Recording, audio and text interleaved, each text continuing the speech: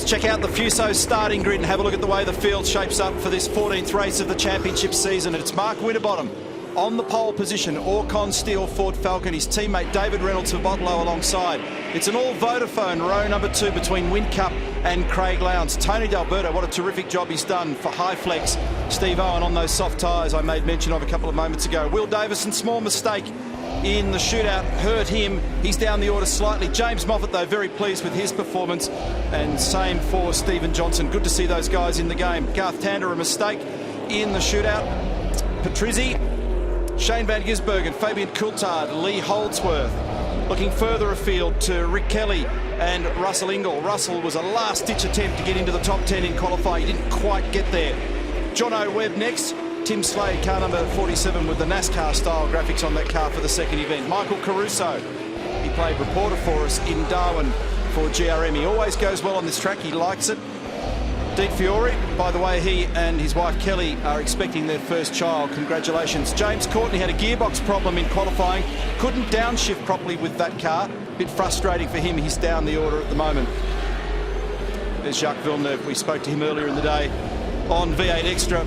I thought it was fantastic to ask the question and get what I believe to be a very honest answer from Jacques. We said, look, given all the things that you've achieved in motorsport, in Formula One, in IndyCar, you've been a runner-up at Le Mans, why do this? And I didn't mean that in any disrespectful way. He said, I just love car racing. It's a great answer. 41 years of age now, the Canadian, 97 Formula One world champion and IndyCar world champion, Indy 500 winner.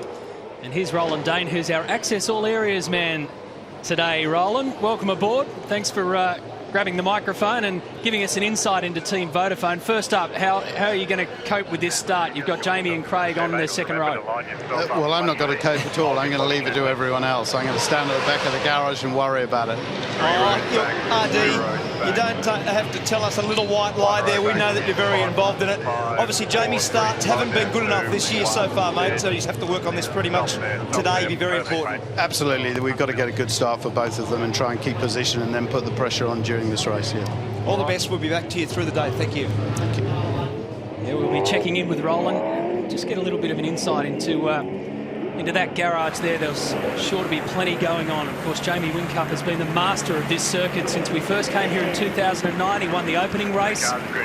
He's won 3 races, had 2 pole positions here, and again starts on the second row of the grid. But they're catching the Fords once again. Winterbottom, the fastest man in the shootout. Reynolds alongside him. And it's a different David Reynolds this time around. He really wants to get that first race win. We're in for a great afternoon of motorsport. Now you'll see it all here on 7, and Reynolds has got a great start against Mark Winterbottom. D'Alberto got a really good start down the inside of Whincup. He's come from 5 into 3. Down towards turn 2. Winterbottom will poke his nose on the inside. David Reynolds has hung out wide, and D'Alberto continues that charge. He almost got up to second there. D'Alberto's well positioned for the next right-hander, but no, Reynolds has now covered. Whincup up the inside of Tony. That'll be tight on the exit. They all managed to squeeze through. Whincup's got him. It's not quite done yet, though. Turns 5 and 6. Gee, that was brave. It was, and Jamie had to stay 1 car width wider to get that done. That was Ingall with Patrizzi. As Winterbottom leads through this complex at turn 8, out of turn 9. And in the fence is Dean Fiore. And Carl Reindler involved. The Fairdekham Sheds Racing entry, and Fiore looks as though he's got a lot of damage on the right-hand side of that car. So they still go in search of positions on this opening lap. Winterbottom's the leader. And safety car already. Now some guys might even use this. There you go. There's activity straight away. Safety car straight up. And in for your first stop. Jason Bright was really frustrated with his qualifying performance. They're running the car pretty soft this weekend to comply with the bumps. And he was much further back than he thought he'd be, but he felt it's going to be a very good race car. Jack Villeneuve gained 5 spots on the opening lap. I bet you thought these boys play for keeps here. Have a look at this. Taz Douglas has also got a pretty nasty whack on the front of his iSelect Commodore. And you reckon, there you go. So he's on the right-hand side of Carl Reindler. And then Fiore gets basically left with nowhere to go but into the wall on the right-hand side. So Douglas might have been the main offender in that one. He's taken out Reindler and forced old Dino straight into the wall. And now he goes straight into the garage. Here we go, here's the replay coming out of this section. There's a bad bump on the right of your screen, and there's Reindler being rotated with Taz Douglas. He didn't really catch Fiore going into the fence, but you can see Villeneuve there did a very good job to stay mid-track and read the play pretty well to miss all that drama. It's probably a good call too by the Pepsi Max crew to start Jack Villeneuve on the soft tyres, because he'll have that confidence that we were talking about that he didn't have in practice yesterday. Now he's got a nicer, grippier race car to start this with, and he's up into 22nd after starting 28th. Larko. Yeah, it was interesting, Matty. A few of the cars, you know, maybe 4 or 5 came through and pulled hard tyres off and put soft tyres on. I don't know if that's that clever at the moment, because by default you put yourself at the back of the pack. When you're at the back of the pack, you can't get the advantage of using the speed that the soft tyre gives you. Bad restart, Dave Reynolds. Yeah, he let a huge gap appear between the two of them, so lights are out on the safety car, it's peeled off, and we're about to go racing once more. It's Winterbottom in control of the field at the moment, then Reynolds, Whincup, Lowndes, D'Alberto, Owen. Watch for Steve in that VIP Pet Foods car, the first in the queue on the soft tyre. And the restart always, you've got to play to the car in front. You don't have to block the bloke behind. So he has lost 4 or 5 car lengths immediately on Mark Winterbottom. You've got to read the play there better than that. First car with the lights on, as Neil mentioned, is Steve Owen with the soft tyre.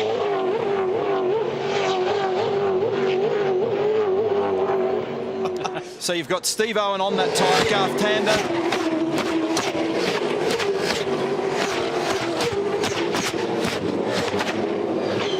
And Russell Ingall, Jonathan Webb, James Courtney and Jacques Villeneuve. All on the Dunlop soft tyre. And interesting, Neil, that all the Walkinshaw cars have gone that way, haven't split the cars at all, so they've all gone soft. So Courtney, Ingall and Tander, and down the inside comes Todd Kelly. He locked the left-hand front, he did a very good job to release the brake, and a very good pass on Michael Caruso. Didn't mess around, did he? So Winterbottom does a 1:14.69. Fastest man that time around, as you'd expect. First man in the queue on soft tyres, Steve Owen, a 1:14.44. The Supergen chopper looking down over this Reed Park circuit. So it's turn 2, and here comes Owen again on Lowndes, another position. That was almost, but not quite. In the end, it was only Craig sidestepping. That's the damage on the right rear corner of Taz Douglas's Iselect Commodore. So initially, it didn't look like Steve was far enough up to get that done in the VIP car here on screen. And then Lowndes spotted him in the mirror, opened the steering slightly and made way. He knows that he's on the soft tyre. He'll have been informed by Jeremy Moore, his engineer. So Craig Lowndes just making the right decision there to just leave a bit of space. And I spoke to Steve. They haven't done an enormous amount of tweaking with the car. It's just that the Dick Johnson racing cars are just much better suited to the conditions in this track dynamic than, say, for example, Darwin, where we last were. And they're all very, very, very enthusiastic and happy about the performance of their cars. So the cars are reasonably soft, so they ride the bumps quite nicely, and the balance has been very good since the time they rolled them out yesterday. Now, Steve Owen's got an opportunity here, Crompo, to do a really good, sound job in the first part of this race, and you were critical then of the passing manoeuvre on Craig Lowndes. You've got to be more authoritative than that. You've got to get the car further down the inside, because you can't rely on the bloke in front moving over for you. So this is cheeky. In the end, he's not up far enough. You keep on doing that, you'll end up having a drama before you get to Dave Reynolds. And Scafie, to add to that, why you can afford to be more authoritative, as we're looking at it right now, is that those guys around him will be acutely aware that Steve Owen is on a soft tyre. As a result, they will be more inclined to yield before they might have ordinarily done. That's exactly right, Larko. And what you've got to do is he has a big slide through 5, and he's obviously pressing on hard, but this is a great opportunity for him. He's got to do the right thing in this first phase of the race. Garth Tander is on the same strategy, but you watch Garth. Garth will be definitely, in terms of track position, more authoritative. He's not up far enough, and you watch here, again, the same thing again. Whincup has to give him room when he's not quite down the inside to the point of making that overtaking move stick. Make the point again that it's mandatory that everybody in the field uses both the tyre types, as Paul Morris who looks after Steve Owen, the VIP car. He's driving in the Dunlop Series this weekend again. So they've got to cycle through both tyre types in this race. There are more guys that have gone onto the soft now as a result of that safety car intervention. Quick break. Russell Ingall's going very quickly in the field, 8th at the moment. He's on the soft and marching up into the top 10.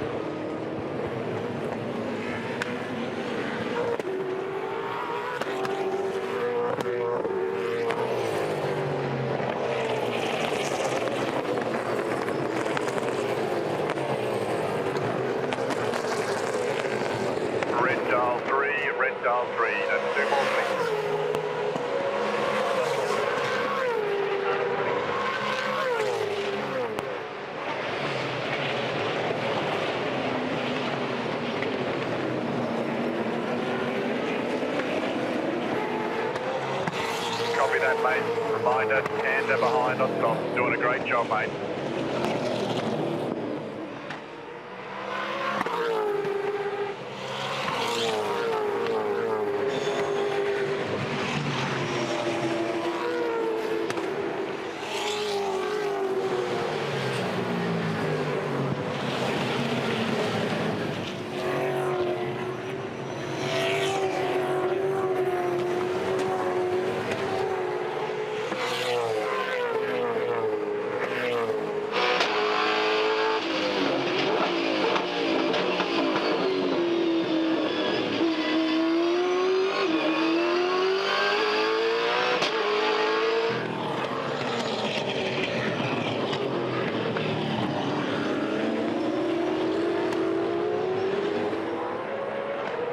Copy, mate. Doing a great job. Make sure you're happy with your bars. Fine. Make sure you're happy with your bars. Fine.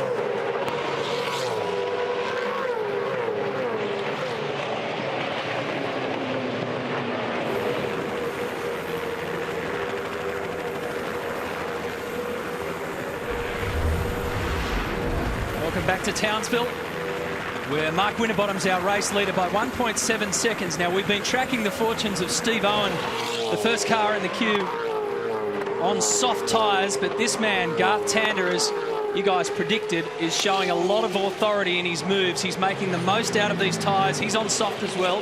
While he's got them, he's got a big dent in the front of car number 2, but he is pushing through, and he's doing it aggressively. There's no half-hearted attempts out of Garth Tander. It's a big lock-up then from David Reynolds down into turn 2 as he tries to pick up his pace, but it's a losing battle in many respects because Garth's got the better rubber. He's just rat-a-tat-tatting on the rear bumper of Davey's car there at the moment to let him well and truly know where he is. He'll sneak up the inside here, and he's done that pretty easy. Now, fastest man on the circuit is Steve Owen. It's refreshing to see Steve.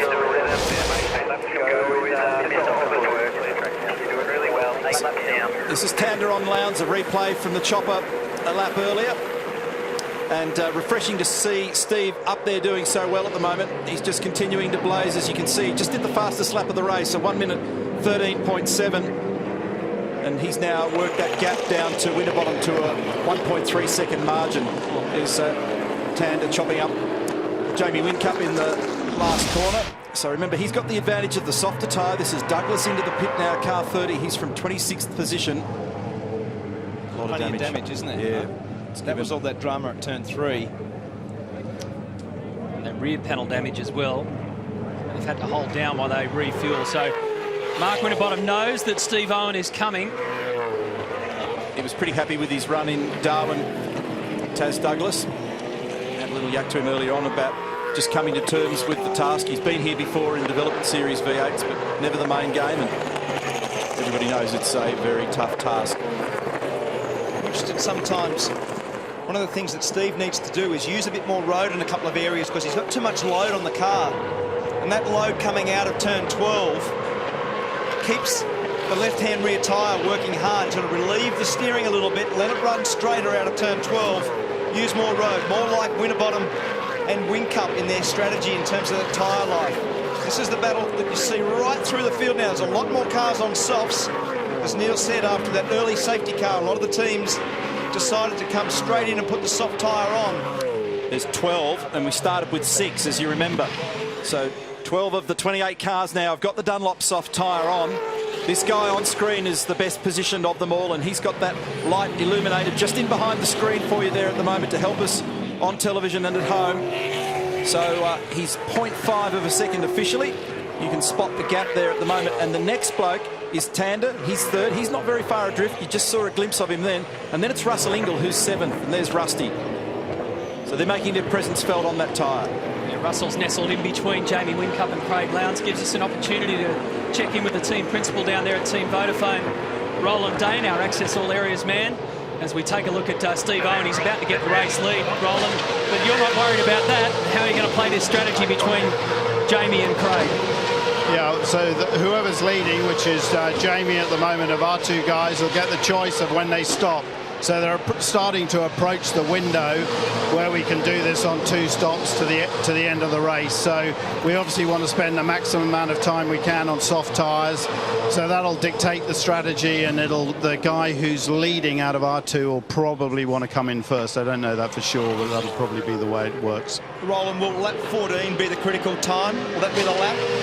Yeah, it's around about that. Craig's using a touch more fuel than Jamie, as he sometimes does at this part of the race. It tends to even itself out over the length of the race, but at the moment, probably Jamie is in a slightly better position. Thanks, mate. We'll talk to you after those stops. Thank you. One of the things that's important to underline here is just the way the strategy game plays. As it was in Darwin, and we've spent a lot of time earlier in the year talking about the critical fuel number. Just look at this replay before I go on with that remark. Oh, Davey Reynolds, big speedway action there. Welcome to sprint car racing, Townsville style. He got away with it. He wagged his tail at the crowd. So it's Campbell Little in the FPR bunker. Point I wanted to make here is that it's not so much about a critical fuel number to get the car home to the end of this race that Mark Larkham often talks about. It's a critical tyre behaviour and wear.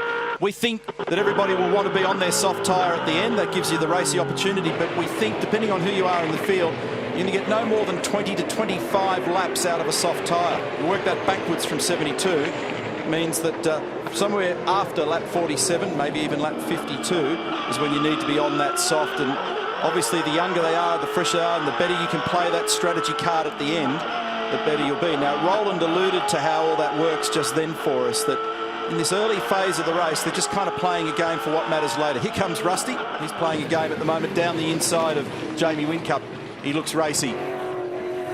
Yeah, and to add to that, Neil, to give a bit of perspective to the strategy going on here, so Owen and Tan are out the front there on softs. They've got to make their gains now because they have to, by the rules, put hard tyres on. Now, when everyone else has 2 sets of softs, if we get a safety car shortly, they lose a lot of that gain. The other thing they're doing, I spoke to Campbell Little, Mark Winterbottom's engineer earlier, they didn't have a really good read on how long the soft tyre would last here. You know, 20, 25, as you say, they just don't know. So the other benefit we're getting here, or they are, is by Owen running around, they will get a read and be watching his degradation very closely.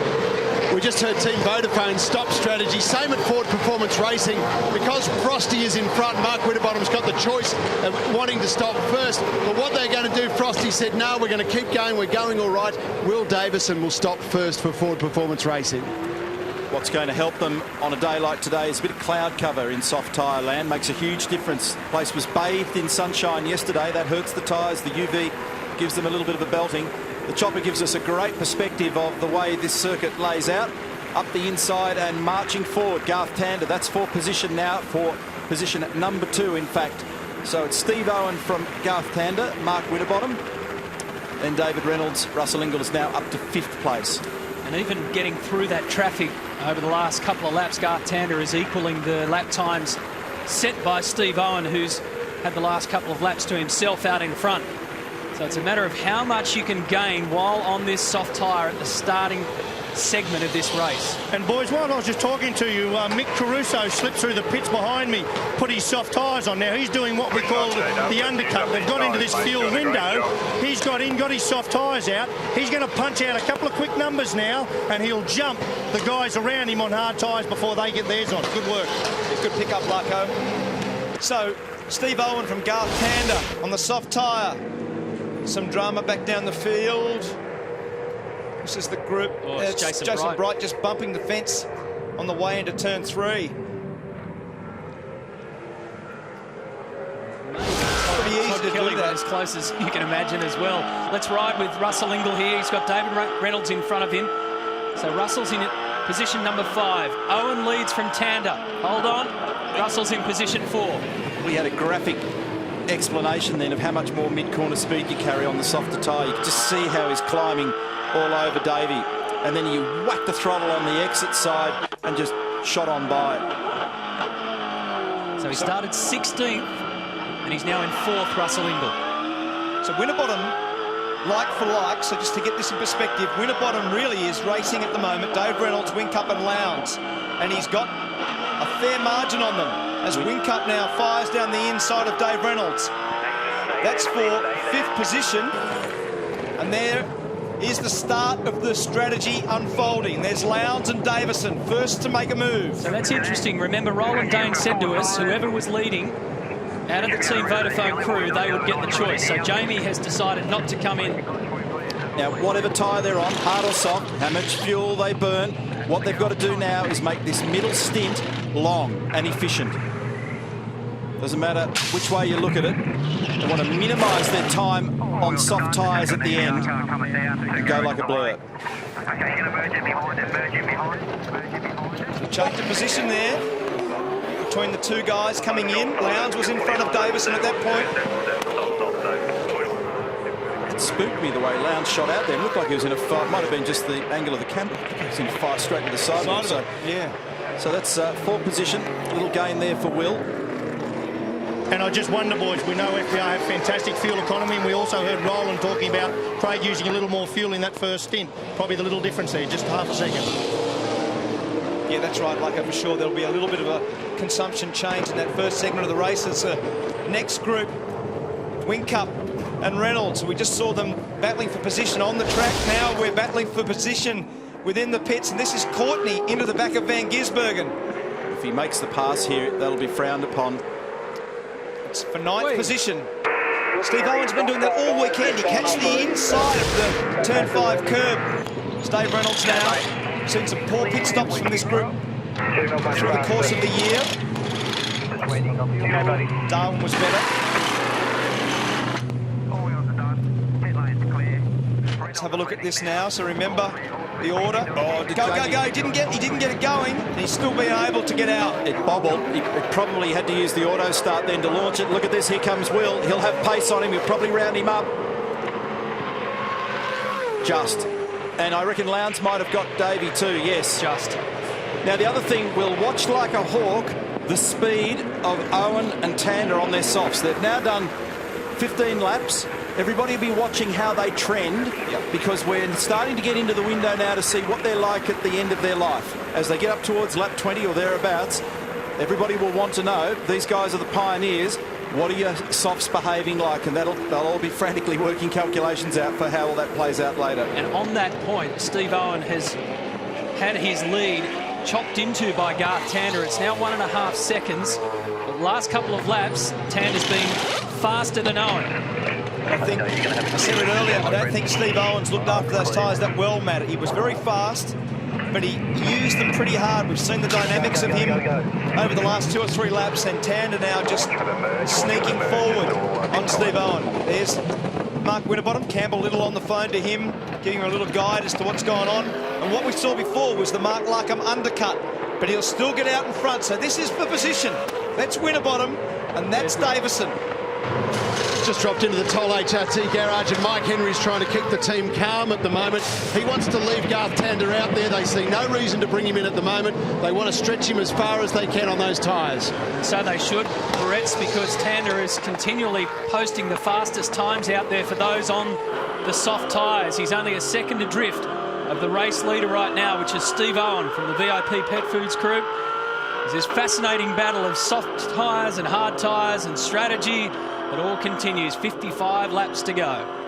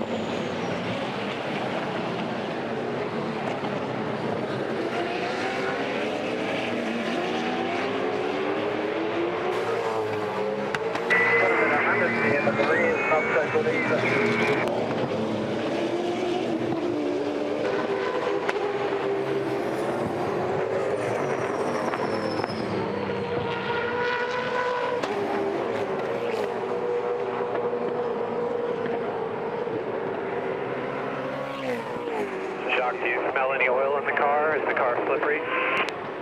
Smells like oil.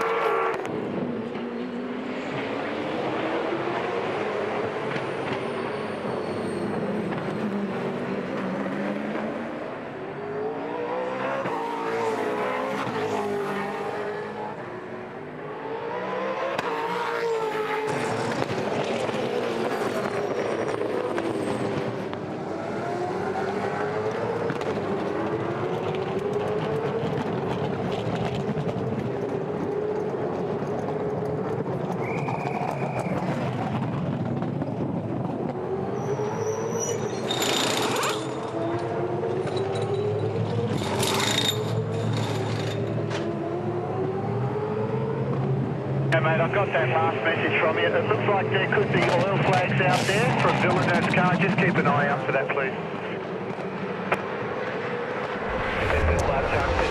The Supergen 400 continues here, race 14 of the championship, and after opening the batting on soft tyres, Steve Owen has had enough.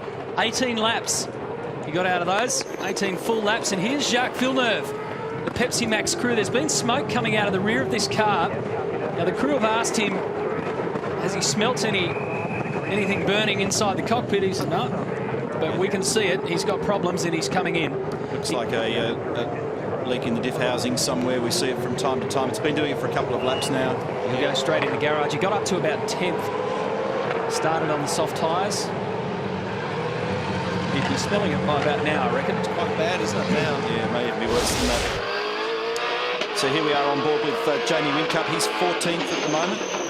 Good pass. Straight down the inside. And a crisscross.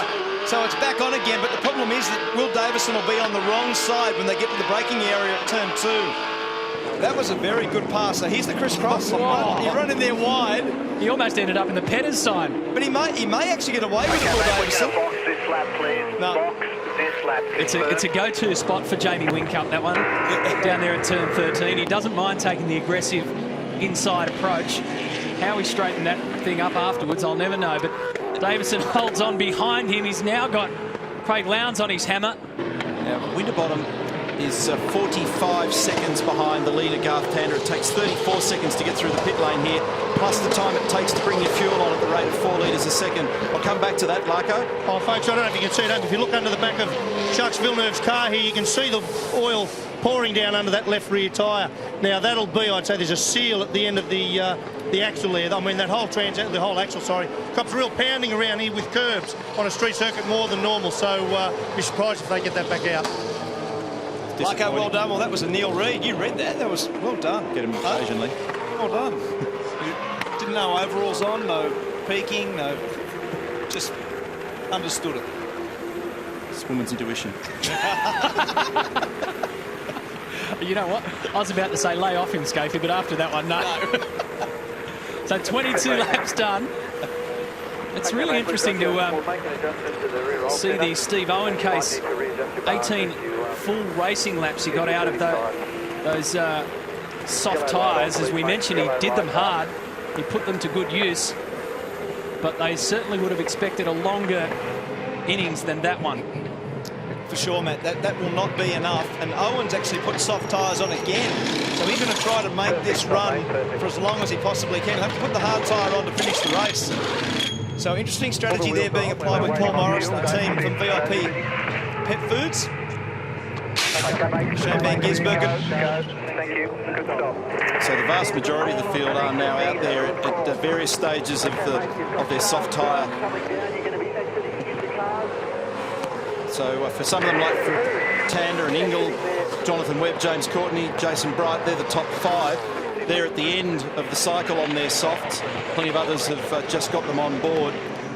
Gets a little bit confusing just trying to unravel this in your mind at this point. But here's Tander now from the race lead. 12-second lead over Ingle. Here, 4 tyres. And fuel. Now on the changes. Russell's coming in behind us. Webb's as well. Where do you go, fuel? Clear to go at the moment. Clear to go. Clear to go. Clear to go. See the boys looking at the lights in the gantry. And it's gone on to a hard tyre. I think they put the hards on, so he'll finish on the soft tyre. Garth, he's got to get that light off behind the screen, and he's just done it on cue. Lee Holdsworth's come in as well, so let's see where Garth rejoins. A little bit better than we thought. We thought he'd come out about where Dave Reynolds was, so he's a Just little bit behind further forward than that. When you were busy torturing me a minute ago, I was trying to work that out on the calculator, and I've had our engineer talking to me at the same time. I normally respond to you quicker when you're slagging me like that, but yes, he did suffer a bit in his last few laps on those soft tyres. They were dying a bit towards the end, but it gave us a very good indication of how long they were lasting. Courtney's the new leader.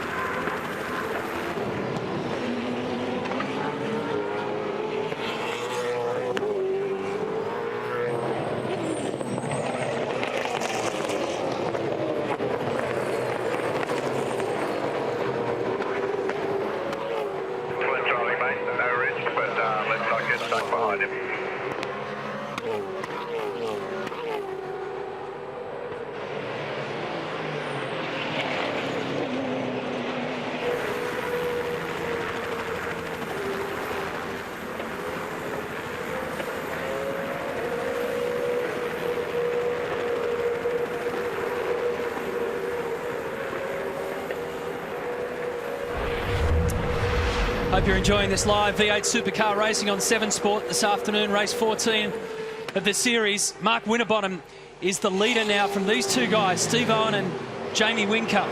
So remember, Owen came in and went straight back on soft tyres. And this is down at turn 13 again. Little nudge. And that time, Whincup couldn't hold on to that advantage he got there. He may have even redressed it. Well, that's right. That's what he did, man. Yeah. He could have pressed on with that there. There was actually a Twitter question a second ago. Should Courtney have given the spot back to Shane Van Gisbergen for that bump that we saw earlier on? And I think he probably should have. He definitely made the pass as a consequence of the little bump and run. Hashtag V8SC if you want to let us know your thoughts and your questions on Twitter, and we'll try and get to as many as we can. Winterbottom's very quick here at the moment as well. He's just punched out a 13.8. Not quite the quickest lap of the race, but very close to it. He's the leader. Mark Dutton's already urged Jamie Whincup, try and get by him, but don't take too many risks. Obviously, they've got to keep one eye on track position, another eye on a championship here. But Steve, quite rightly, is not going to just roll over for fun. It's important for him. They've had a couple of lean race meetings at DJR and with the VIP Pet Foods entry. This is the black car in front of Whincup at the moment, so he's pressing on. Yeah, down here with Jack Villeneuve. Jack, not the way you wanted to finish that, but tell me, mate, let's keep it positive. You were enjoying that while it was out there? Oh yeah, you know, I was very happy because I was way off in qualifying, but then in the race I was actually catching people, which was surprising. At the start, Prema stalled in front of me, and then I backed up before turn 1. I didn't want to get into trouble, and I was just wanting to do laps and get to know this car, and but sadly we had a problem there, so I had to stop. Might be surprising for you, not surprising for us to see you doing well. The great thing about our category, mate, is that you get a chance to come back and have another crack tomorrow. You must be looking forward to that. Oh yeah, I'm quite happy about that. At least we know the race pace was fine. It's just qualifying, need to work on that. But treating this weekend as a test. And I know it's a question we've asked before, but let's hear it again. I mean, Formula One World Champion, tell us about driving these cars. Why are they so damn difficult to drive? Well, it's a solid axle in the back, a spool as well. It drives very differently than anything I've ever driven. So it takes a while to get used to it.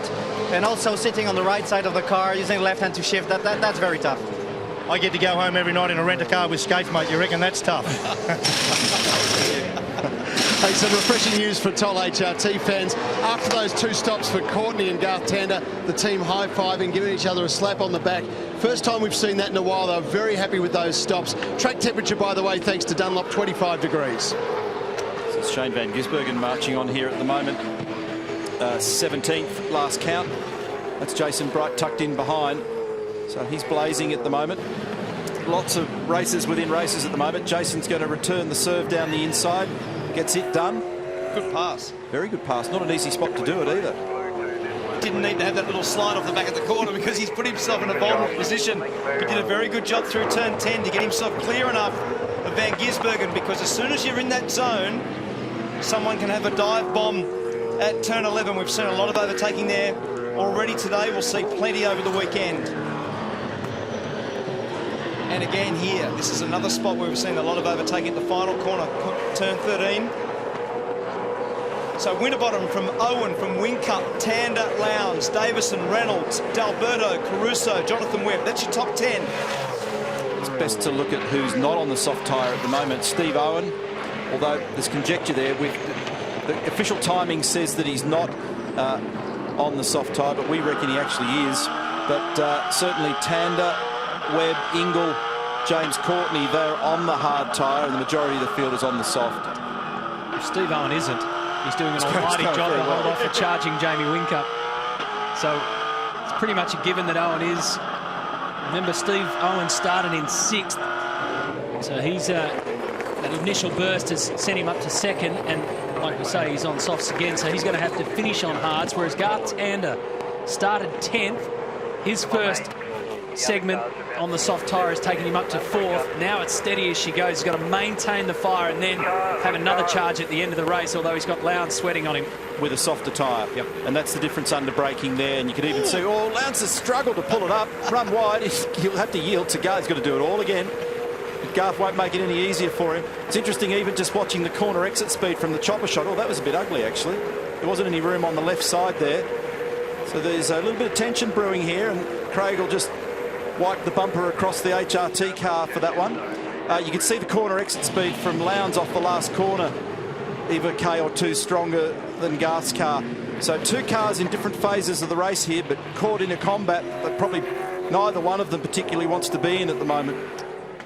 Craig Lowndes, one of 4 race winners so far this season, and he'll get the job done here. Really, whereas Garth Tander and the Tull Holden racing team haven't won since Bathurst last year. He might get the job done. It's a bad He might not too. Now let's go back a lap, because we're going to have the same move in a second. Yeah, now look at the corner exit speed this time again from Lowndes. So he's leapt off the corner strongly. That'll give him a couple of K's advantage. Keep us a minute consistent, and we'll come back at it later. That's the message from Al to Garth Tander, but Garth will not yield. He's a hard racer. He's locked the front right. He's not going to give up here. You know, fight for every millimetre. Good racing, boys. It was a big squeeze last time. Now Lowndes pulls the crisscross. Softer tyre. Gets up the inside. This time it should be done. Took about 3 kilometres. It did. World's longest pass. With a grumble at the end as a full stop. Guys, a couple of big names from Formula One in the garages here this weekend, and Christian Klein is with me. Christian, an amazing period for you. 41 hours on the plane, here to jump in this car for a 40-minute session. How was it? Obviously, it was a long trip, but it was worth it. You know, every session I get in these cars is just great preparation for the enduro races. And the track here is actually quite nice. It's a nice little street circuit. The sessions, both sessions went actually quite well for me. So I'm quite happy with the weekend so far. We've talked about, and we were just talking to Jacques Villeneuve about the difference between Formula One and these cars, but you're quite familiar with these cars. Last weekend you won the Italian V8 round on debut. You're quite comfortable in V8s. Yes, but it's definitely a totally way of driving these cars, so you have to really change your driving style. The cars are quite challenging actually to drive them on the limits, so just every session is I'm getting more comfortable in the car and obviously faster.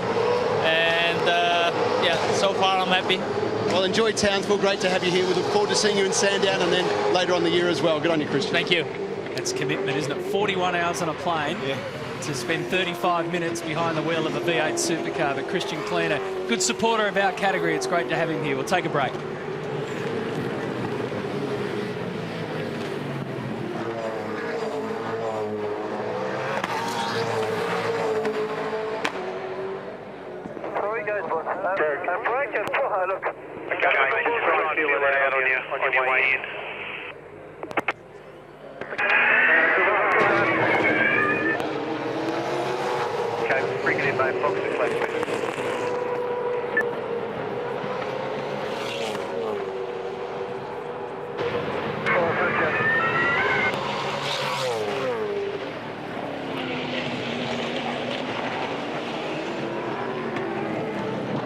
Is it flat, mate? Yeah, it's a mate.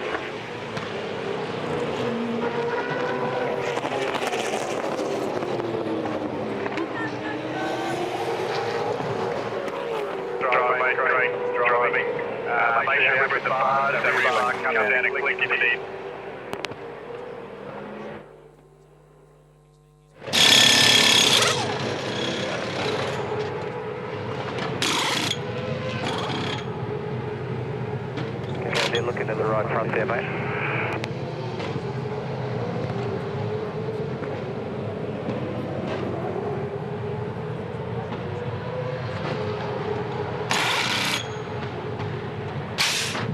Okay, mate, off you go.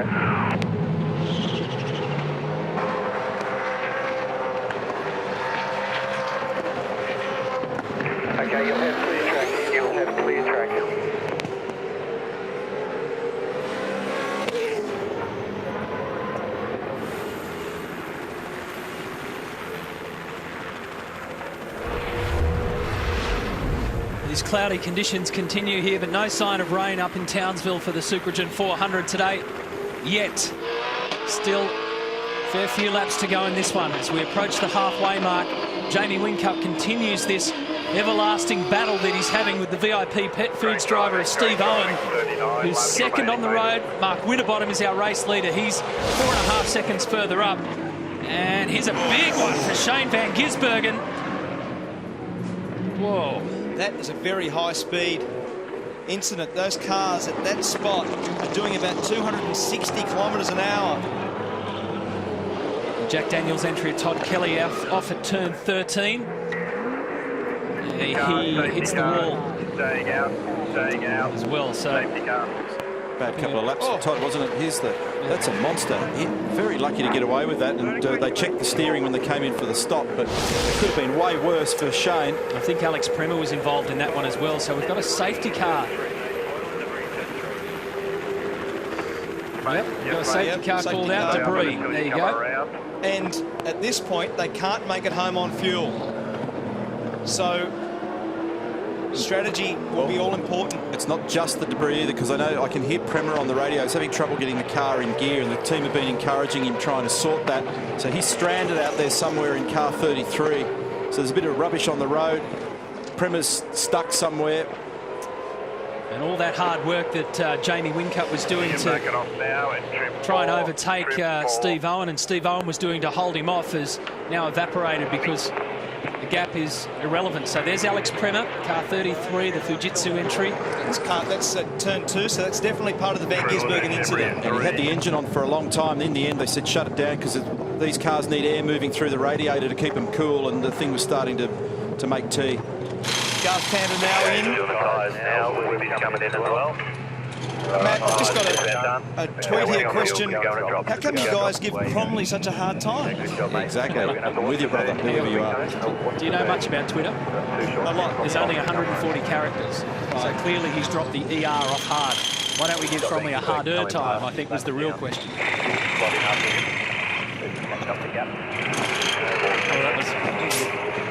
So, by our reckoning at the moment, even though Steve Owen is second on the road, he's on the soft tyre, which puts him on the hard tyre in the latter stint. The fascinating thing will be just how that plays out in this final stint of the race. But it's a big arm wrestle between Winterbottom and Whincup at the moment. They're first and third. Gee, hasn't that been the pattern of the year? This comes at an interesting time. So as the safety car does its job, we will take a break, pay some bills, and bring you back to Townsville in a few minutes.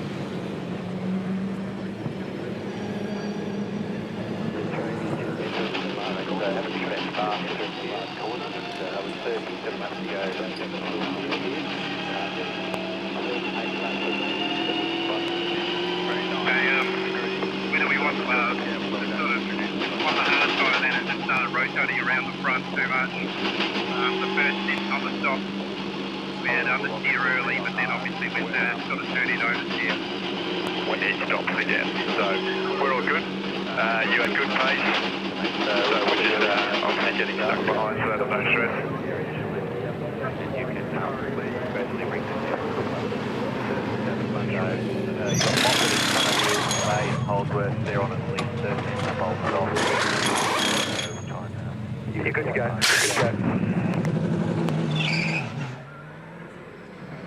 I left it in because you had the issue when you were on hard. Okay, mate, the train is in turn 2 at the moment. The train is in turn 2 at the moment.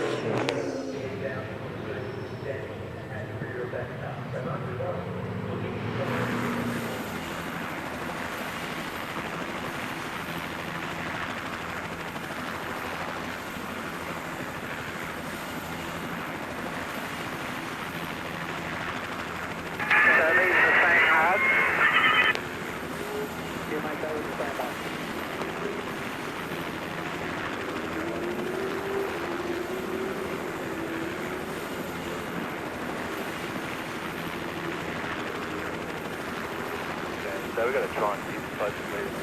We've got probably those short stops, hard stops.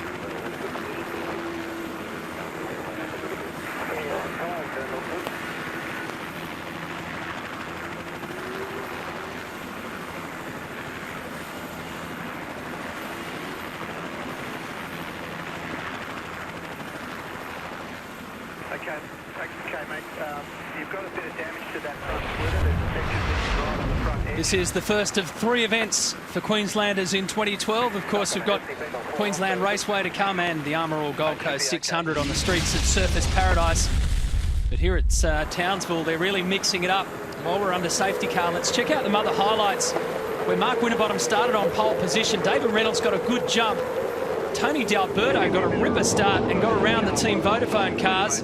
But then there was a bit of carnage involving Taz Douglas, Carl Reindler, Dean Fiore, and that triggered a safety car on lap 1.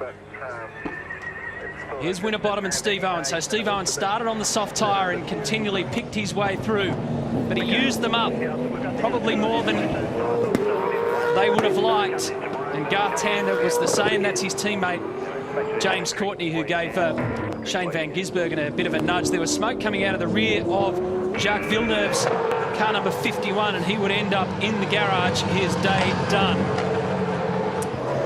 So the Canadian will be back tomorrow to be part of qualifying in race 15. Jamie Whincup down there at turn 13 got the job done on Will Davison, but found it much harder to get around Steve Owen, who's really put his hand up in this race to say that he knows it's going to be a long afternoon. He knows that he's going to have to finish on hard tyres, so he's playing hardball, and that was also the case for Tander and Lowndes, who had an almighty scrap. Check this out. Oh, Van Gisbergen, very, very lucky. A high speeder. And the Jack Daniels car of Todd Kelly also found the grass unusually on the exit there on the outside of turn 13. So state of play is this. Mark Winterbottom leads. Steve Owen second. And it's Whincup, Craig Lowndes, David Reynolds, Will Davison, Tony D'Alberto, Michael Caruso, Jono Webb and Steve Johnson make up your top 10. Of those inside the 10, only Webb is on the harder compound tyre. So Mega Wall looking down on all the business matters here at Townsville Reed Park.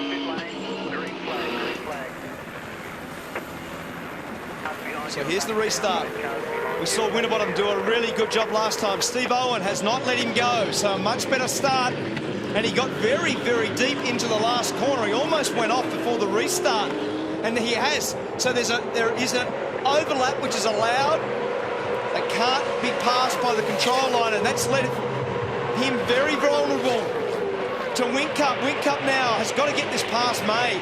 He's been behind Owen for too long, and he's run wide. Very well done, and there's Lowndes also. Great job, Jamie Whincup. And Lowndes now, importantly, he's got to have track position into turn 3 and gets it done. Good job. Well, Steve Owen got a nudge along there. There was definite contact, I reckon, between Whincup and Owen. Hey, boys, a lot of conjecture down here on the pit lane trying to work out what's going on with Steve Owen's tyres. I want to ask Paul Mosh. I'm hearing they've got mixed tyres on the car, intentionally. Let's ask the question. Hey, Paul, we're hearing that we're trying to work out what tyres Steve's on, Steve Owen. We can't work it out. Maybe mixed tyres. Yeah. My understanding of the rule book is you can't do that. How long since you read it? I read it pretty regularly. What's your read of it? Not in the rules anymore. All right, so you might have found a hole. We'll go and have a look. Thank you. Dun, dun, dun. No wonder we're confused trying to work that one out. Now, Mark Dutton asked Jamie what was all that about in terms of the nose-to-tail contact with Steve. Now, the problem Jamie's going to have there after the race, and I reckon they'll look at it after the race rather than within it, is was that a legitimate pass when Owen got unloaded for position? And you can tell by Whincup's demeanour at the moment, he's playing for keeps. So this will be an interesting one to debate. It is really rare to hear Mark Dutton question Here it Jamie. is. Just check it out. We'll look and listen. No, it was already locked.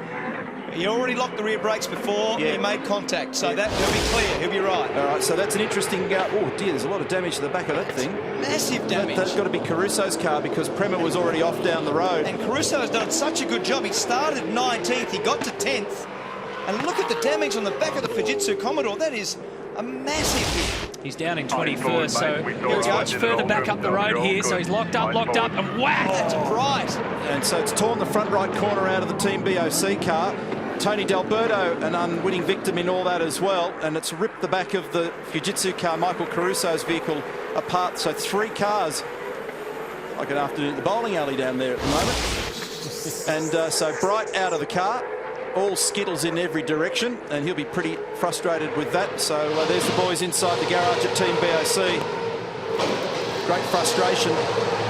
Why don't we just flip over to Team Vodafone and get a word with Roland Dane if he can squeeze a word in, although there's a yellow flags out on the circuit. So we've got a safety car, Roland. Not a bad time to have a chat. What's been your read on the last couple of laps? Yeah, it's all been getting a bit frantic, which is safety cars lead to safety cars. That's often the way it is, and that's clearly what's happened here. It's very, very marginal right now to stop. I suspect we're going to throw the dice. I suspect we might not be the only people, but we're going to have to save plenty of fuel to get to the end from here. Yeah, Roland, we reckon the critical number to get home ideally is from about lap 42, and as you say, we're not quite there, but you're going to gamble. Just explain that to viewers, what you mean by gamble. Yeah, so we're going to have to run the car leaner. We've got a 4-position switch, as Mark Larkham explained before, in the car, which allows us to go to a different fuel strategy and keep the fuel economy on line, hopefully to do the extra number of laps. The drivers will have to roll off a little bit going into the corners, save some fuel themselves, just to get the numbers down to where we need them in fuel consumption per lap. We'll let you go, mate, because it's all about to be very, very hectic in your pit area. Thank you. Yeah, so what they're going to do now is they're going to come in, take their fuel. This will fuel them to the end. They'll get their tyres on, softies. And look at this, a little bit of help along the way from your mates. But they're going to have big pressure here to get them home on the smell of an oily rag. Lowndes is going to be affected because he's going to have to stack. So Lowndes has got to park up behind. This will hurt him for track position. Big championship implications when this stuff happens. Yeah, he won't be thrilled about this. There's nothing you can do about it. This will mean he gets swallowed. Here comes Frosty. So David Reynolds grabs Lowndes as well. Actually, Lowndes is going to get buried here big time. He'll be out of the top 10. So Reynolds got past Owen as well. There'll be 10 cars. He'll lose more than 10 spots easily. Here we go.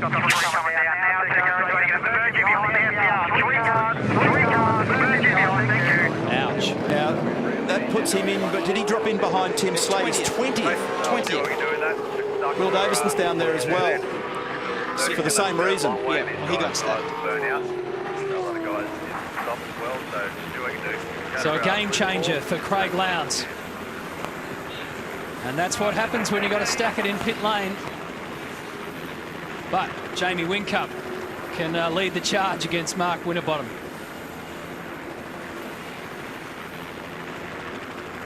Up there, mate, not receiving anything. Silver button off, and please repeat.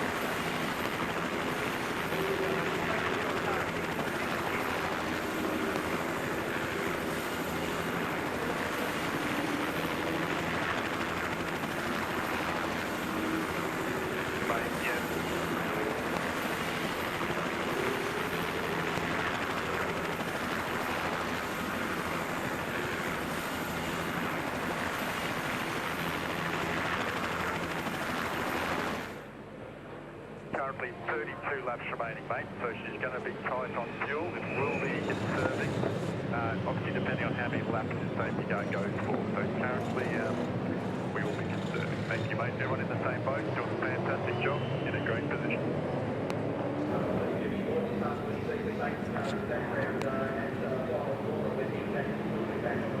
Still 31 laps to go in this race, mate. A long way to go. Still 50 people coming out of pit lane exit. I know, that's all good. Some people are pitting now, mate, so we'll jump them. There's still about 6 cars in front of Jamie which have not pitted, so they'll come in again. And I'll let you know how many will on the track. So still looking alright, have the fastest car out there, much later in the stint, so do what you can do. Save as much fuel as you can.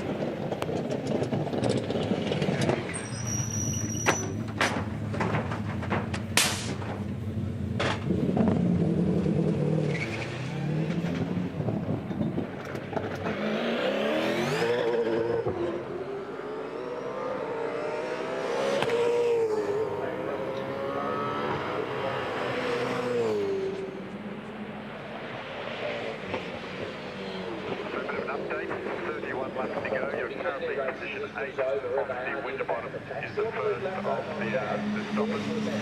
So the other cars are all positioned currently.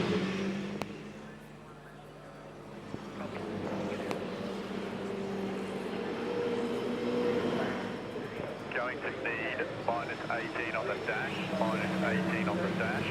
Copy that. Johnson at the end of the queue.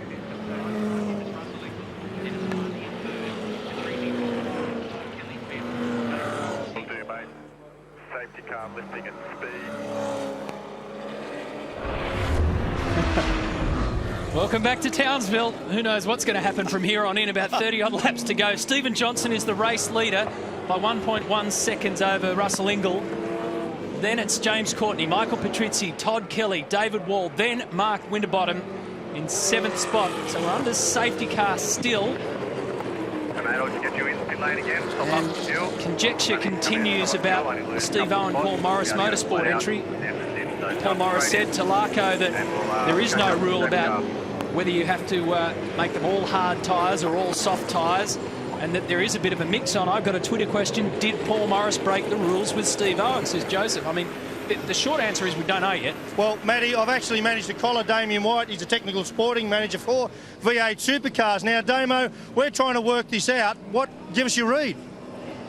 Mate, it was once in the rules that where we've got an event with 2 compounds, the hard and soft, you had to run all hards or all softs. We have various updates to the operations manual. Recently we underwent one. Looks like we've made a mistake back at the head office, and that rule has managed to drop out. Well, there's an honest admission for you. Well, Damien, I've got to ask you, though, but if he had his light on during that whole period, doesn't that then give an inference that he's on one compound of tyre?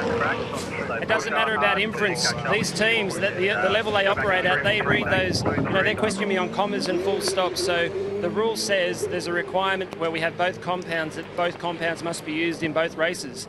So we haven't specifically said all of one and all of the other. So by running a mix, the view of the stewards is without that rule, they are effectively running both compounds. All right, thanks, mate. Well, there's a good, honest admission from the organisers. Well done, mate. And I take my hat off to Damien White for giving you such an honest and forthright answer.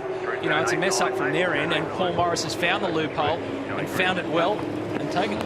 But a lot of what actually happens with this stuff, Matt, is I always argue you've got to have the intention of the rule. The intention of the rule is that people have got their light on to indicate you've got a soft or a hard tyre on. So I think from a sporting standpoint, the intention is we all know how to play the game. We all know what playing with a straight bat is. And I like how Paul's found a little loophole, but everybody else in the field's playing with a straight bat. So I would think the intention is the most important part of this. As the restart, Steve Johnson leading. Russell Ingall, James Courtney right in behind, Patrizzi, Todd Kelly. It's your top 5.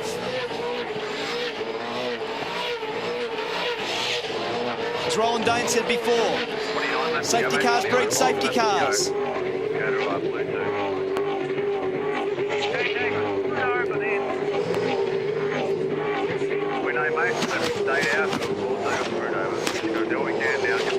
So through they go. So much nervous energy at this stage of the race. 29 laps to go. Johnson with Russell Ingall on his tail. 2 tireless campaigners in the V8 Supercars. And Russell will get the job done on the inside here in typical enforcer fashion, and James Courtney goes with him. Gets to the lead. Ingall leading. Be a nice position for him. While Larko was talking to Damien White down there, we saw Craig Lowndes come back in after having to stack and losing a bunch of spots. So let's find out why. Roland Dane, why did Lowndes come back in? Yeah, we brought him back in because he basically had nothing to lose by that stage to top him off so that he can run full rich to the end of the race, whereas other people will be leaning off. So that could give him an advantage later on if people's fuel consumption is not quite there. Roland, it's Neil. I'm not sure whether you had your Mickey Mouse ears on at the time when Larko was talking to Paul Morris, but Paul believes he found a loophole in the rules and he was running a mix of tyres. What's your view? Look, we all know that the intention of the rule is that you can only run one compound at a time on the car, but you know, if it's got left out of the rules, and something similar happened here last year as reusing softs, etc., from one day to the next, and if Paul spotted the loophole, good luck to him. But we shouldn't have allowed it to creep in all honesty. Exactly the same situation as a year ago here. All right, mate, thanks for that. And interesting now to see what plays out in the back end of this race. So the bottom line is here, vast majority of the field are on their soft tyres. They're filled up, gassed up, good to go, and it's game on to the checkered flag. And by Lowndes coming back in and running full, Richie's just done the fastest lap of the race. He's down in 20th, but a 1:13.49. So Ingles our race leader. And watch this, when he leaves pit lane, he almost gets the guardrail on the way out. Now, we joke about Craig Lowndes doing that with a big smile on his face. I don't reckon there was one then. No, he's had a sense of humour failure for sure. Oh, that's Winterbottom actually rubbing the wall at turn 10 significantly. Oh, and a big dive. And Massive dive. So Jamie gets him. And that's for position. That's critical. That is critical. Whincup to 6th. Winterbottom back to 7th. Remember I said they're all fueled up and good to go to the end. This is going to be interesting. Yes, you and I read it. You want to read it, or should I? No, you read it. Right. Let's I'll keep an eye on the racing at the moment rather than getting into the legalese, but I reckon there's more to this story. We'll come back to it. There's so much going on the racetrack at the moment, just don't want to take our eyes off. Yeah, that dirt that was flicking up there, boys, while you're looking down into the rules and regulations was Shane van Gisbergen exiting turn 6. Now, Whincup is caught up in a bit of a traffic jam here, so he'll go looking for space, and he does on the inside down at turn 13. It got a bit ugly there for car number 1. In front of him is Todd Kelly with the lights on. Behind him is Mark Winterbottom. As we saw, Winterbottom went wide, found the concrete barrier and had to lock up heavily. So that's a big costly error for Frosty the pole sitter. 12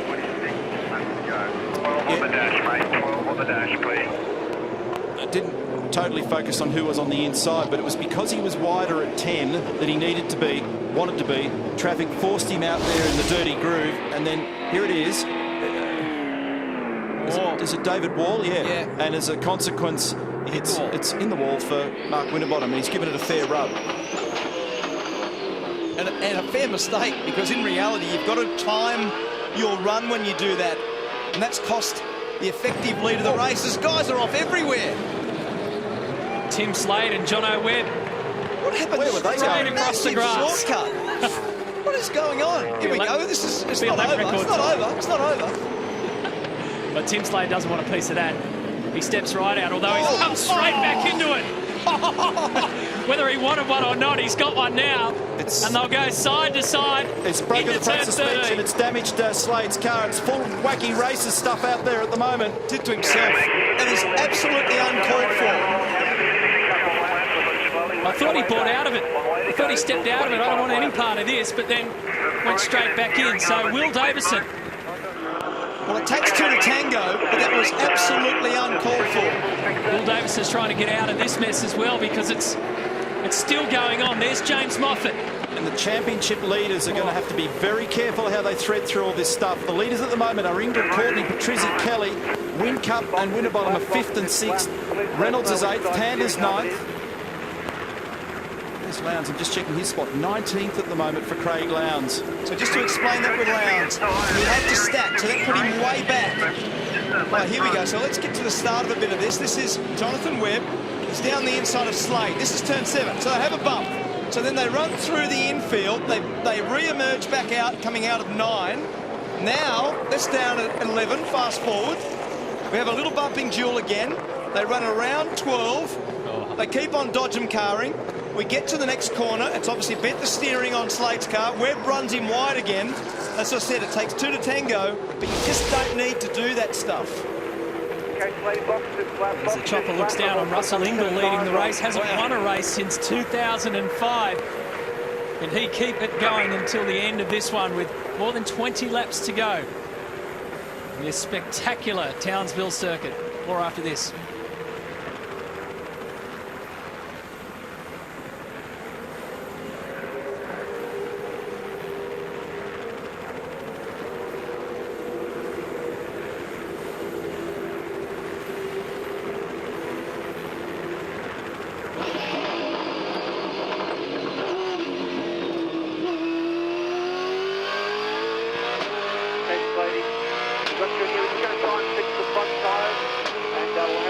front.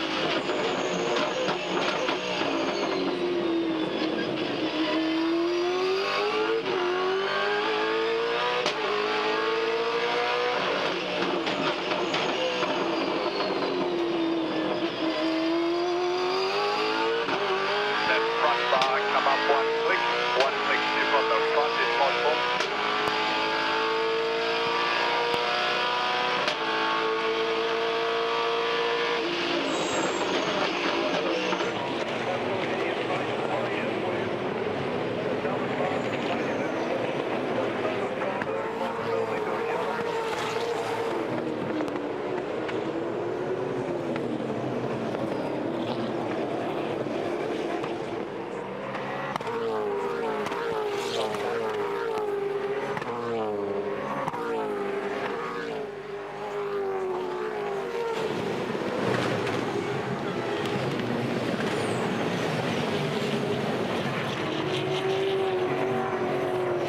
Great driving, mate. Let's use this fresh air to bank some fuel, please.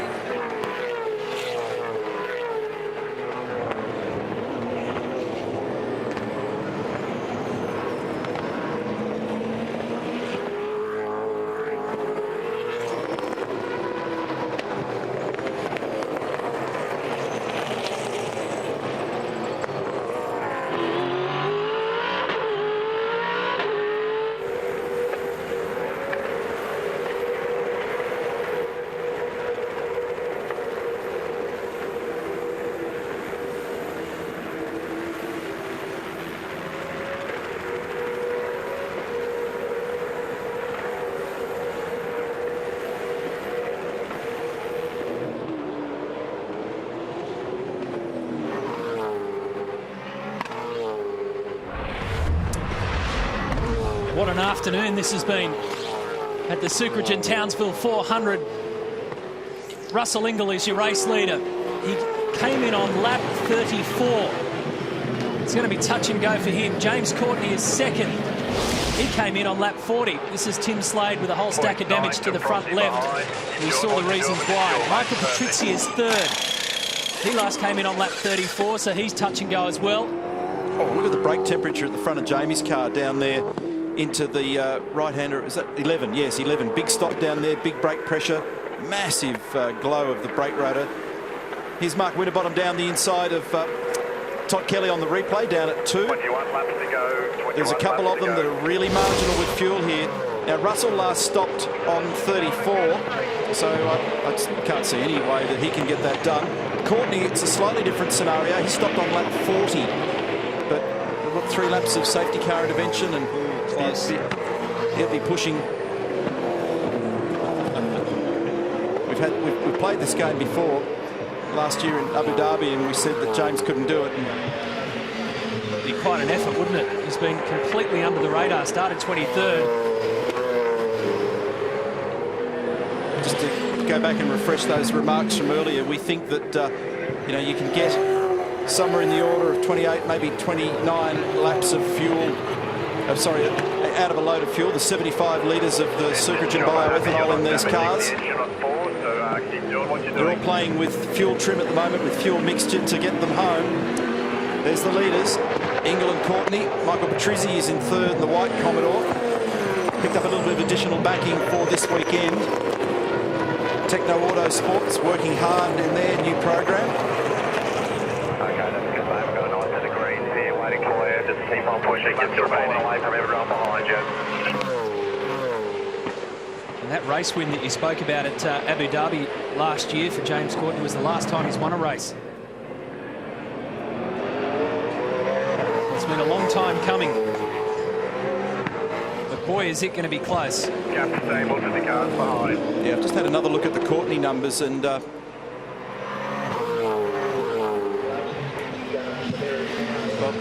just a little confused at the moment because I'm not sure whether he stopped on lap 34 or 40. But we just heard them say they've got some tyres standing by, so I don't think he can make it.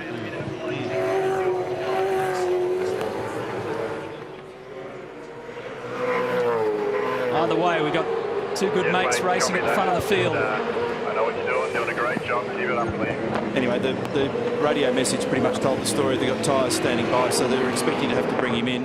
There's Scotty Sinclair, his engineer. That was the voice that we heard in the background before. Now, so just to explain, the Whincup Winterbottom tandem battle is still really a fuel battle because they've been in very similar time, and you need to have the best fuel economy to get yourself home from there. So Winterbottom on lap 40, Whincup lap 40, Tanda lap 40. So the speed that Whincup's generating at the moment is on a fuel number. And if you've got better fuel consumption, meaning you can actually run the car richer and achieve a better yield in terms of your lap time. So that battle is still a bit fuel-centric. Lowndes is the one that's been really hurt, and that's why he come back in, splash and dash. He put some fuel in so he can run it full rich. He's in 16th position, hurt by that last pit stop. Yeah, so the summary of that is that anyone that stopped on lap 40 or beyond will be okay. Be really marginal. You have to really tweak the numbers and drive sensibly, but you can probably make it. Anybody that stopped before will struggle. Patrizzi stopped on 34. The reason 34 was the magic number was that was when the safety car came out for Alex Prema. And then there was a subsequent deployment again because of the Jason Bright incident down the other end of the circuit. That one came out on lap 40. And those that took it early took a big gamble. Some of them had to, perhaps. You need to sit here and look at all the numbers. Barrett's. Mike Henry just working hard with the team here at the moment, trying to work out what they will do with James Courtney. What's the read on James at the moment, Mike? It's all a bit hard at the moment, isn't it? We've done 19 on these tyres, I think just gone 20. So the balance is how many to do on this set, how many to do on the next set. You want to make sure you come home with enough juice to get to the end in the tyres, but don't leave anything in the bank, you know. Let you get back to work. Thanks, Mike. Thank you. Thanks, mate. So to decode that means come in at a time that you can sprint to the end without having the tyre fall away. So they've definitely got to stop again. And what Mike's saying is we'll just read that, how many laps we get out of this next set so that we can sprint at the end, which is really what Lowndes is doing also. And trying to claw something back. So the focus will then drop back to Whincup and Winterbottom. That's where the championship focus is, and they're the guys that are best positioned at the moment to be on the podium at the end of all this, subject to all the different things that occur like safety cars, but they're 4th and 5th. Which is why that error from Mark Winterbottom and that overtake positional move from Jamie Whincup is so critical, not just in how this race is going to end, but in terms of the championship as well. Your point is exactly right, Matt. I was just about to say the same thing. The mistake is the thing now that will determine the winner of this race. And the good thing is that Winterbottom hasn't bailed. He's 100% right up behind. We're going to follow Whincup for his whole lap.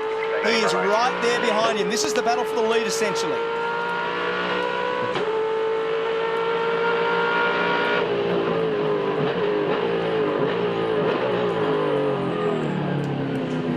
That's turn 2.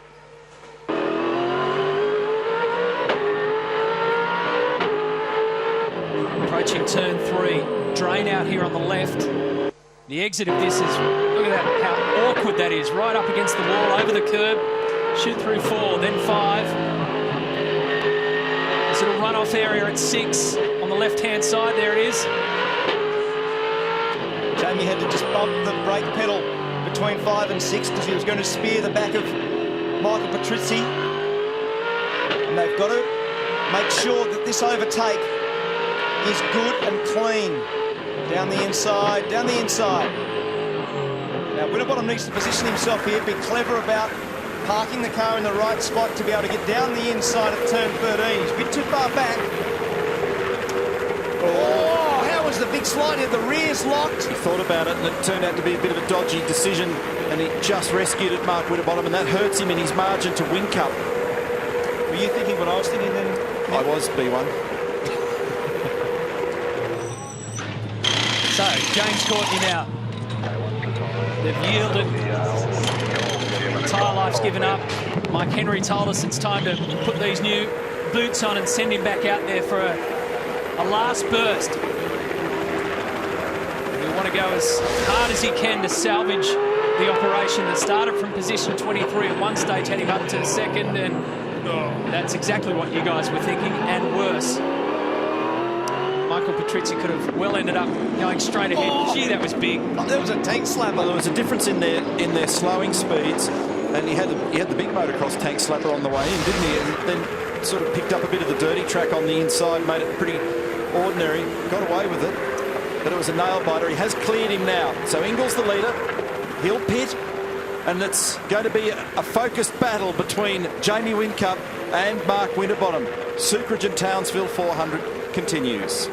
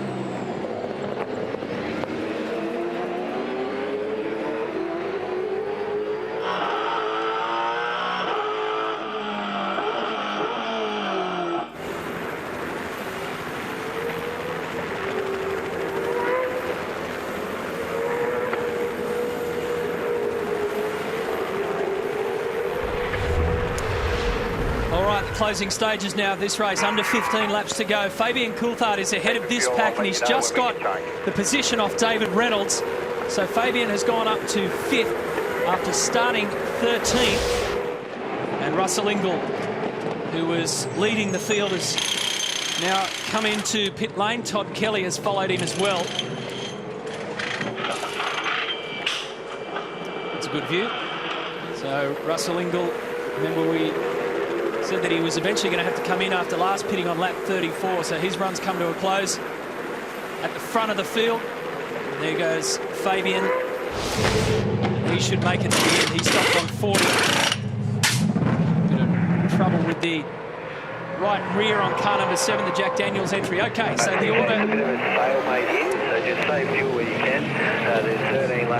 The order is this: Jamie Whincup leads from Mark Winterbottom. Garth Tander is 3rd. Then it's Coulthard. Then David Reynolds. Then Steve Owen, Rick Kelly, Lee Holdsworth. Craig Lowndes up to 9th now. And Will Davison in 10th. Remember that they brought Lowndes in for that splash so that Roland Dane explained it to us earlier. Just fatten it up. Well, there's Steve Owen grazing the wall down there with the left side of the VIP car on the exit of turn 3. Here it is again. This is it. He fully climbed the curb on the exit there to jump over that drain, and there's just a little kink in the fence that just grabbed the car then and bruised it. So Craig is full rich was the point that I wanted to make there. Lowndes is full rich, use all the fuel. This is D'Alberto having a big battle here with James Moffat. They're battling for 11th and 12th. And this is not over because Moffat just gave him a rub on the way onto the straight, and now in the braking area for turn 2, Moffat's got to get it stopped and just gets it turned. D'Alberto will try to do the crisscross, so he's back on the inside and doesn't get the level of drive. The traction coming out of turn 2 wasn't good enough, so Moffat makes that pass, and that puts him into 11th position. So Wincup's actually just got a little margin now on Winterbottom, 1.5 seconds. He just spoke to Mark Dutton, and they're comfortable with their engine and fuel burn settings at the moment. He just told him to manage that gap. It's a good one. He could be on target. So 1.5 seconds is the difference. We'll take a break. When we come back in 1 minute, we'll be racing all the way to the end, uninterrupted.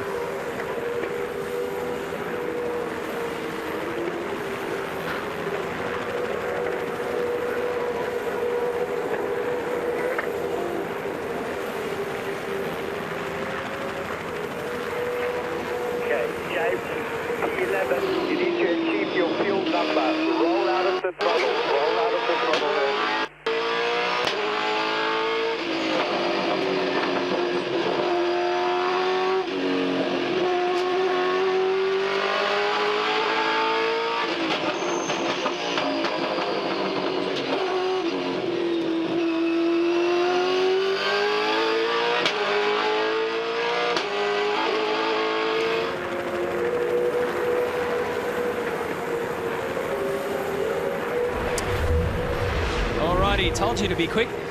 Good news is we get to race all the way to the checkered flag now. So Jamie Whincup has a 1.2 second advantage on Winterbottom. He's not letting him go. 3 race wins at this circuit, Whincup. Tritzi and Todd Kelly.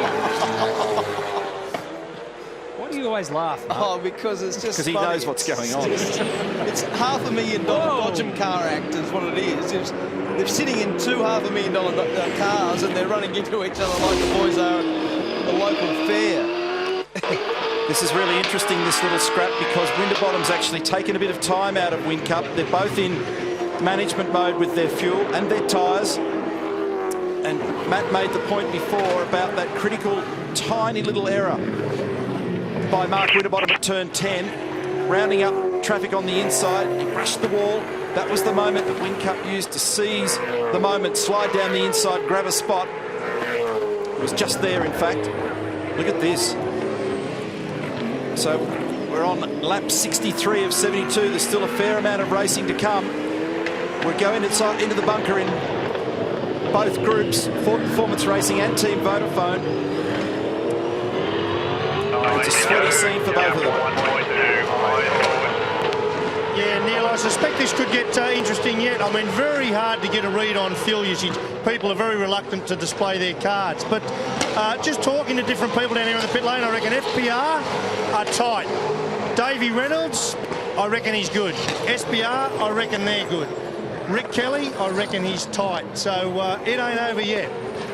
The other fella that we haven't spoken an enormous amount about is Fabian Coulthard in the Lockwood entry. He's 4th at the moment for Brad Jones Racing. It's a very good effort from those fellas. He's been consistently quick. He qualified 13th. It's a great job to be in the top 4. They've always been pretty good at playing the strategy game. This battle here on screen at the moment involves Tim Slow, who we saw before in that little warfare, and Will Davison. Now Will is 10th. Go back into the Team Vodafone bunker. Roland Dane is standing by down there. And RD, if you can hear me, this is a bit of a nail-biter. We've got 1.2 seconds is the margin between Jamie and Mark. How are you playing your fuel cards? Yeah, we're playing them close to our chest. Shot me. Come on, tell us something. Yeah, I mean, everyone's going to be tight. It's a question of how much the drivers can contribute as well. Look, the top 3 guys are all very experienced in doing this, and they know what they've got to do. So they've got to try and juggle a bit of performance with fuel economy, and also looking after the tyres, because nobody's gone this long on a set of these tyres. It's a cool day, so that's probably helping. But it'd be nice to see the FPR cars do the normal thing and thrash their tyres to death. Very open and honest. Well done, RD. Thank you. So 32 laps is the distance, for example, that Jamie Whincup's got to do in this stint, having stopped on lap 40, minus some safety car. So you've got a little bit of safety car in there, and then that's where you get a bit of a rubbery figure, just trying to work out precisely what there's a theoretical fuel burn for that period. But it's very much up to the individuals to how much they're squirting the throttle, just precisely what the fuel levels were, you know, down to literally the last millilitre. And what you find at this point of the race, You're using the tyre as hard as you can, but what you want to do is flow the car nicely, achieve the speed a different way. Don't use the engine. Don't stop and start the car. You've got to keep the flow up, keep the momentum, so that you can get away with part throttling. As you get to the corner, you can come out of the throttle. As you come down the gears, you don't blip the accelerator as much to make the gear change. So the driver does contribute a lot in these phases of the race. Kyle Reindler is coughing and spluttering his way to the pit bay. He gets out of juice by the look. He's 25th at the moment. Starts. Yeah, it starts. It was out of field for sure. So it started again now. They've topped that car up. So that shows you how close this is. Carl's girlfriend, Elise Ricici's here this weekend. We wish her all the very best as she heads off to London and defends the gold medal that she won in sailing for Australia in Beijing. And Carl's going to make the trip straight after Queensland Raceway, get down to see his girlfriend compete. Now, you mentioned Fabian Coulthard, the Lockwood entry. So qualifies 13th, keeps his nose clean throughout the race, and is now in 4th. That's a really simple snapshot of it, but he did all the hard work in the middle segment. We heard it over the radio, with engineers talking to their drivers. This is the tough part of the race. Let's just keep it going. Nothing silly, and that's exactly what he's done. Last outing for Fabian when we were up in Darwin on the Sunday, came home 5th. So that was Phil Keed, engineer. There he is. There's Phil on screen at the moment. And it's a familiar position for Fabian, who's been doing a ripper job so far this year. He's settled in very well in the Lockwood car at BJR. Very comfortable. There was a little engineering switch, a shift of personnel in that outfit after a couple of races, but it doesn't seem to have been a problem for either driver. They're getting on with the job. So this is a nice little outcome for these fellas, particularly from that position, the grid position that Mark made mention of earlier. He's pretty pumped, like the other Kiwis in the field, to get the news that we're going to go back to Pukekohe on a 5-year deal. Good job also Tandy, you know, because it wasn't the prettiest car in qualifying or the shootout, and he had that little blue in the shootout, but 3rd at the moment. She looks a bit worse for wear around the front.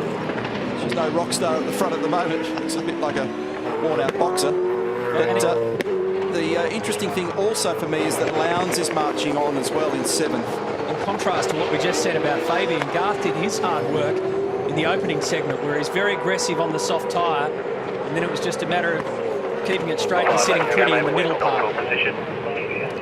James Courtney's teammate, remember we followed his progress and we weren't 100% sure of when he stopped, and it was on that 34th lap came in, and Mike Henry discussed how they'd play their strategy game. Well, full rich and decent tyres for him has been a pretty good thing. So this is Lowndes on the march. He's after the bloke right in front of him at the moment, Steve Owen and Davey Reynolds. He's going to get him because he's got plenty of fighting power at the moment, and Courtney's a bit in the same boat. So keep an eye out for James. He's in the 10 now. He's 10th, Courtney. Here comes Lowndes. And Lowndes won't be gentlemanly now. I saw him earlier in the race bide his time, and he let Steve Owen by when Owen was on the soft tyre. But Lowndes will be in full flight, because this is 2 spots. This is championship stuff, and down the inside straight away. Great move. Dave Reynolds is next in line, Matt. He had to look both ways there as he came off that little extra part on the outside of turn 6. We didn't know which way Steve Owen was going. Watch this. Gets out wide on the green stuff. He goes, well, I better go on the inside. Well, what he was doing there, whatever Steve was going to do, Craig was going to do the opposite. Yeah. That's what that body language said. So if Steve covered to the left, Craig was going to have a ripping go around the outside. He's got the eyes on there at the moment. Next in the queue for him is David Reynolds. Go, mate. That's P5 in front. Got a great job. And while all this is happening, Jamie Whincup is stretching his lead. It's now out to 2.3 seconds over Mark Winterbottom.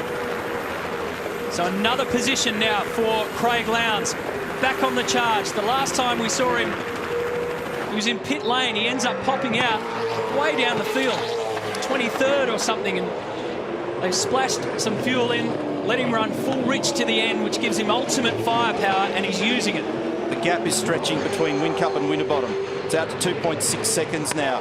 And the thing that Roland Dane alluded to a little earlier was it's not only the fuel that they manage, but it's just looking after those tyres. And so these last few laps now are going to be critical. Who's got the firepower? Here's the replay of Lowndes on the charge. It's his move down the inside of David for 5th. There we go, on board with the Botlow pilot, David Reynolds. Another front row start today. So it's 2.7 seconds. They're in the pot, which means that they're in the swirl pot in the boot of the car, which is a collector to make sure that the car's always got a regular controlled fuel supply. And I think the 8 litres, the maximum capacity? Yeah, 8 litres. So it's used all of its fuel in the tank, and they're now in the pot. So do the words "in the pot" and "we're good now" really go together? On cue. I reckon the answer to that is no, Matthew. And the next bit that you need to know, out of the 8 litres of the pot, as described, you're going to burn about 2.5 litres a lap under normal circumstances, and that's what Mark Dutton's staring at the moment, the fuel burn. And it's not necessarily in the 8 litre collector. In the 8 litre collector, you've got to rely on the pumps dragging the last bit of the fuel out. So to actually have a little bit of fuel in there is fine, but you've got to make sure that the pumps collect it. And Dutto's nervous. He is nervous. You can see the look on his face and the number of radio communications this lap. There's been about 6. So 2.8 seconds. Gap is 2.8. Yeah, what he's saying is the gap is 2.8. I often say, Jack Brabham used to say, you win the races by the least margin, and this is 2.8 seconds of margin that he's got. So if you use our averages... Gap is 3 seconds. Gap is 3 seconds. Lots of fuel, mate. Lots of fuel. Easy, Dutto, you'll blow a valve. So 2 laps remaining on our averages is 5 litres of fuel. And when we heard him call that we're in the pot, we're in the collector, we know that he started with a maximum of 8. It is going to be line ball. Hey, let's just decipher something here. Mark Dutton says gap is 3 seconds, actual 2.2. Yeah. Mark Dutton then says lots of fuel, actual hardly any, Jamie. That's right. It's positive reinforcement. That's all it is to his driver. Just drive it back to the gap. So just drive it back to the blue car. 2.2. You hear him on the throttle, very gentle on the throttle. Now watch him roll out. Hey boys, it gets worse. I just looked over Tim Edwards' shoulder and he pointed on the computer screen at Frosty's pot. 3.6 litres in that one. Oh. Gee, I hate... There is nothing worse than driving a race car on the last lap. Super tight on fuel, mate. Super tight on fuel. I'll give you the gap in a second. Pull the gears early. 2 seconds is the gap. Gartander here, who's 3rd, 1.8. and further down the road could do a Stephen Bradbury. He might go past these guys as they pull over on the side of the road. What Dutto's saying to Jamie here is he's out of it. Like 1.5. Slow down, slow down. Well, depending on your viewpoint, depending on which, that's right. You've only got to beat. I mean, you know where the guy is. You just run it right back to him. Oh, it was meant from the viewer's viewpoint, Mark. Sorry. Depending on what colours you're wearing. So Whincup here is on course to claim his 4th race win of the season, and it would be his 4th here at Townsville. On any other day, you'd say it's a given right now. 1.3, keep giving me fuel, but stay in front. But with absolutely no fuel left, nothing's for sure and certain in this game. I've got one of those. Buy me a lotto ticket, Scafie, and make sure I win.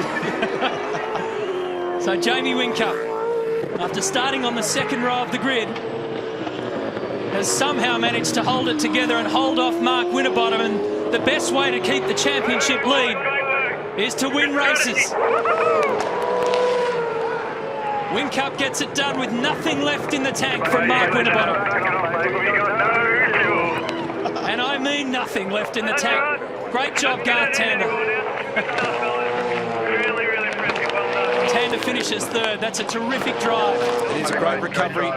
Great job also for Coulthard. Lowndes from nowhere to 5th. Reynolds 6th. Steve Owen 7th with that tyre controversy. The VIP car, then Rick Kelly, Lee Holdsworth. James Courtney getting home in the top 10 in the final analysis. Wow, that was close, wasn't it? Russell Ingall recovered pretty well as well in 11th. The boys at Team Vodafone, there's relief. How's the look at it?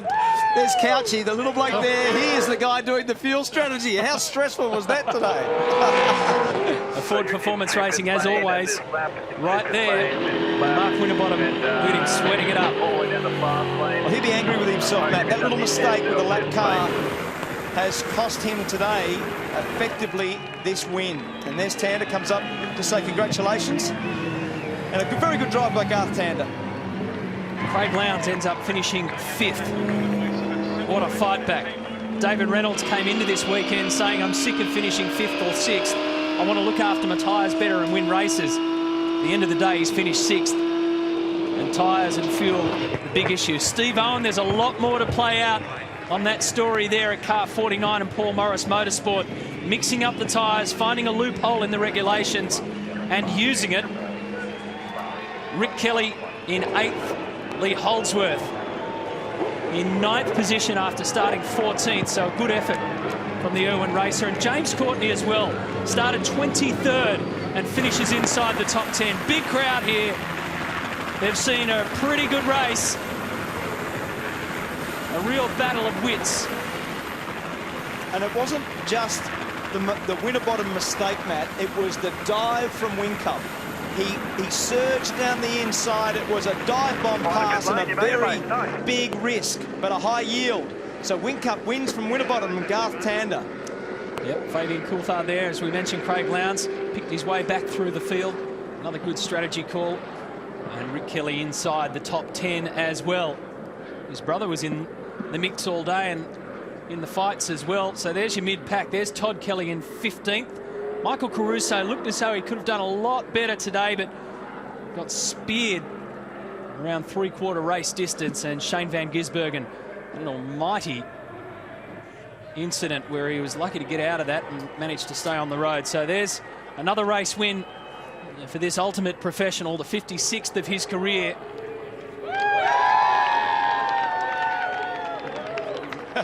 We got so used to him dominating over the last couple of years. And we've been saying it all year that these wins haven't come easy for Jamie Whincup. They're the ones that mean the most to these guys. You got to fight for them. You got to use every trick in the book to get there. And he gets another one on the streets of Townsville. Good solid racing between those two guys. You see the report?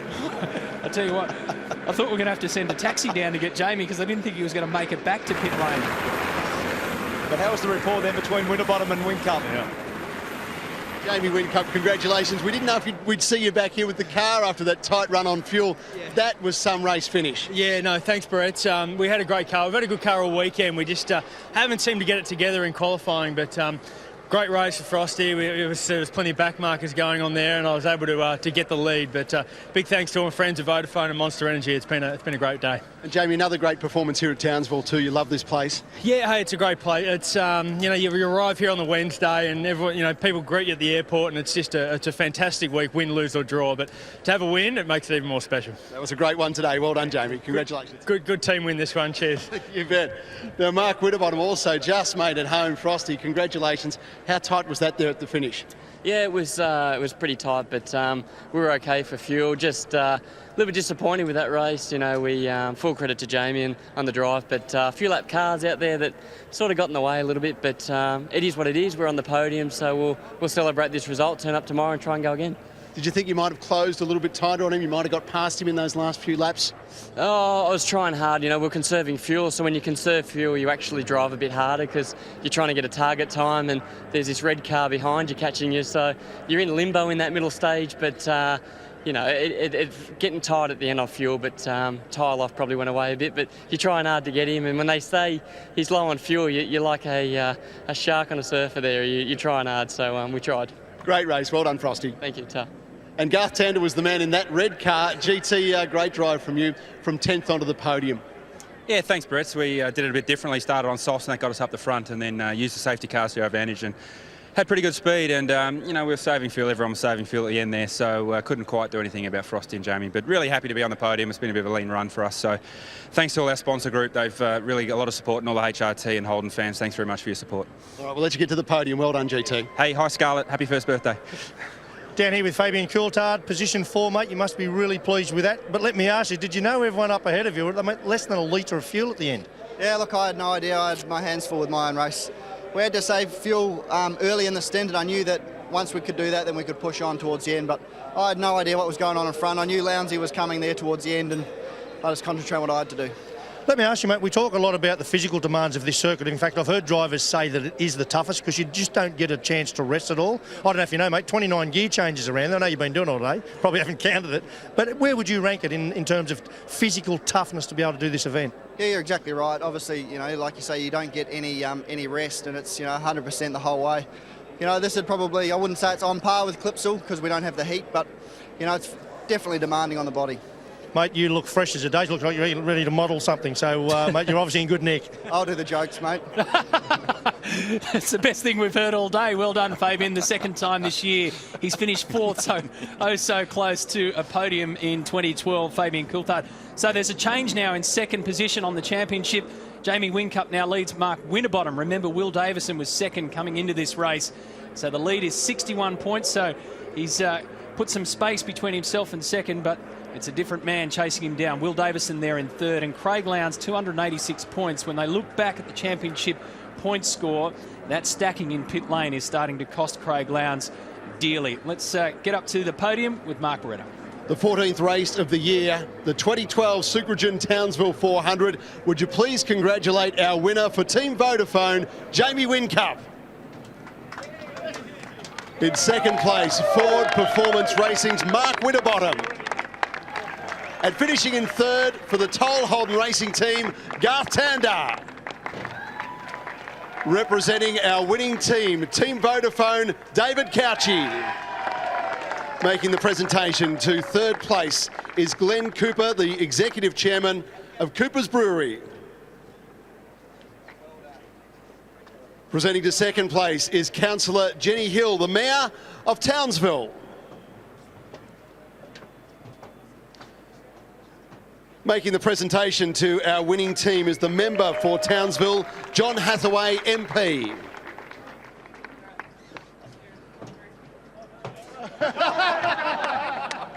And from our major sponsor this weekend, presenting to first place, Ian Glasson, the CEO of Sucrogen. Ladies and gentlemen, the 2012 Sucrogen Townsville 400 Race 14 winners.